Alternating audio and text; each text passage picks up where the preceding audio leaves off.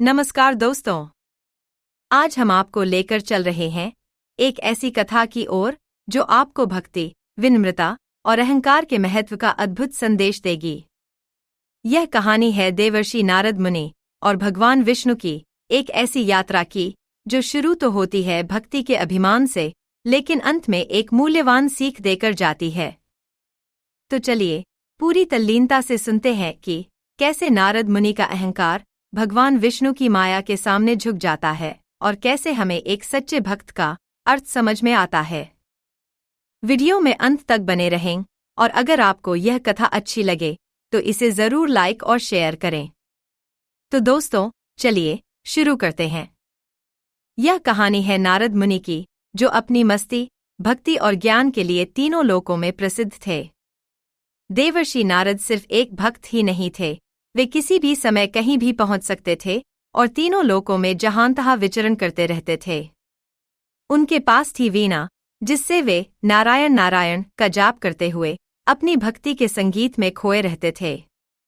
उनकी मंशा हमेशा भगवत भक्ति का प्रचार करना होती थी, लेकिन कभी कभी उनका विनोदी और चंचल स्वभाव देवताओं के बीच हास परिहास का कारण भी बन जाता था। नारद मुनि का एक खास गुण था उनकी भक्ति में अडिगता और ज्ञान का गहरा समुद्र। लेकिन एक दिन उनकी भक्ति ने उन्हें अहंकार का शिकार बना दिया। उन्हें लगा कि उन जैसा भक्त दूसरा कोई नहीं है और वे भगवान विष्णु के सबसे प्रिय भक्त हैं।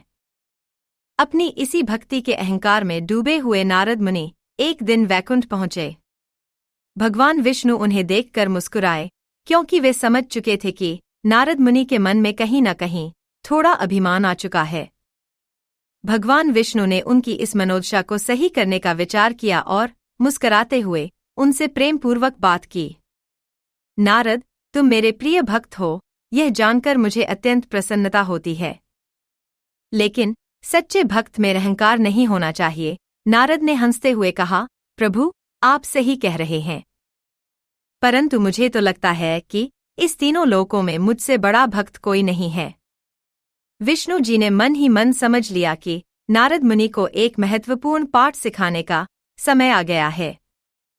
उन्होंने सोचा कि नारद जी को यह अनुभव कराना जरूरी है कि सच्चे भक्त में अहंकार के लिए कोई जगह नहीं होती है। भगवान विष्णु ने एक योजना बनाई।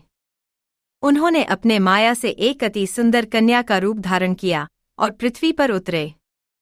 जब वह कन्या धरती पर प्रकट हुई तो उसकी सुंदरता के चर्चे चारों ओर फैल गए। राजा, महाराजा, देवता और ऋषि सब उसके रूप पर मोहित होने लगे। नारद मुनि, जो अपने भ्रमण पर थे, उन्होंने भी उस कन्या के रूप की चर्चा सुनी। उनकी जिज्ञासा ने उन्हें उस स्थान पर खींच लाया जहां वह कन्या थी। कन्या इतनी सुंदर थी कि नारद मुनि के मन में भी उसके प्रति आकर्षण जाग उठा। नारद ने पहली बार अपने भीतर प्रेम और विवाह की भावना को महसूस किया। नारद मुनि ने सोचा कि यदि उन्हें ऐसा रूप प्राप्त हो जिस पर वह कन्या मोहित हो जाए तो वे उससे विवाह कर सकते हैं। तुरंत ही नारद मुनि भगवान विष्णु के पास गए। भगवान विष्णु, जो नारद मुनि का अभिमान और भावनाओं को समझ चुके थे, उनकी इस याचना पर मुस्कुराए और उनकी विनम्रता को परखने का निर्णय लिया। नारद ने विष्णु से कहा, प्रभु, आप मेरे सखा हैं। कृपया मुझे ऐसा रूप दीजिए जिससे वह कन्या मुझ पर मोहित हो जाए और मुझसे विवाह करना चाहे। भगवान विष्णु ने उनकी बात सुनी और अपना माया प्रकट करते हुए नारद मुनि को एक रूप प्रदान किया, लेकिन वह रूप नारद के लिए उपयुक्त नहीं था। उन्होंने नारद मुनि को एक बंदर जैसा चेहरा दे दिया।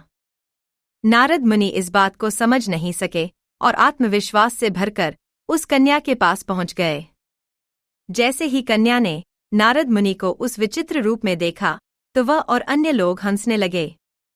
नारद मुनि का आत्मविश्वास और अभिमान चकनाचूर हो गया। उन्हें एहसास हुआ कि भगवान विष्णु ने उनके साथ मजाक किया है। उनका सारा अहंकार धराशायी हो गया और उन्होंने अपने आप को अपमानित महसूस किया। इस अपमान ने नारद मुनि के मन में विष्णु के प्रति क्रोध को जन्म दिया। क्रोधित नारद मुनि तुरंत विष्णु के पास लौटे और बोले, भगवान, आपने मेरे साथ ऐसा क्यों किया? मैं आपका प्रिय भक्त हूं और आपने मेरा यह हाल बना दिया। भगवान विष्णु ने अपने शांत स्वभाव से उत्तर दिया, नारद, सच्चे भक्त में अभिमान नहीं होना चाहिए। तुम यह मानने लगे थे कि इस तीनों लोकों में तुमसे बड़ा भक्त और कोई नहीं है। मेरा यह कदम तुम्हें यह सीख देने के लिए था कि भक्ति में अहंकार नहीं होना चाहिए। लेकिन नारद मुनि का क्रोध शांत नहीं हुआ। उन्होंने क्रोध में विष्णु जी को श्राप दिया, प्रभु, जैसे आपने मुझे इस तरह का अपमान सहन करवाया, वैसे ही एक दिन आपको भी अपने प्रियजन से वियोग का दर्द झेलना पड़ेगा। आप एक दिन मनुष्य के रूप में जन्म लेंगे और अपने प्रियजन के वियोग में कष्ट भोगेंगे।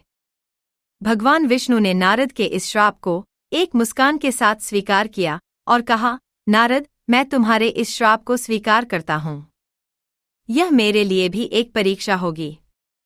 यही कारण था कि भगवान विष्णु ने त्रेता युग में श्रीराम के रूप में जन्म लिया और माता सीता के वियोग का कठोर दुख सहा। श्रीराम के वनवास, सीताहरण और उनके वियोग की कथा इस श्राप से ही जुड़ी है। भगवान विष्णु ने नारद मुनि के माध्यम से यह सिखाने का प्रयत्न किया कि सच्चे भक्त को अहंकार और माया से दूर रहना चाहिए। दोस्तों, इस कथा से हमें यह सीख मिलती है कि सच्चे भक्त को अहंकार और अभिमान का त्याग करना चाहिए। नारद मुनि जैसे महान ऋषि भी यदि अभिमान में आ जाते हैं, तो हम मनुष्यों के लिए यह सीख है कि सच्ची भक्ति में विनम्रता और समर्पण होना चाहिए। भगवान हमारे भीतर के दोषों को दूर करने के लिए हमें परीक्षा में डालते हैं, और यह मार्ग चाहे कठिन हो, लेकिन उनके पास सच्चा भक्त वही है जो प्रेम और समर्पण से भरा हो। दोस्तों, अगर आपको यह कहानी अच्छी लगी हो तो हमारे चैनल को सब्सक्राइब करना न भूलें और बेल आइकन दबाएं ताकि आपको हमारी अगली कहानियां सबसे पहले मिलें। इस वीडियो को लाइक करें और अपने दोस्तों के साथ शेयर करें ताकि वे भी इस अद्भुत कथा का आनंद ले सकें।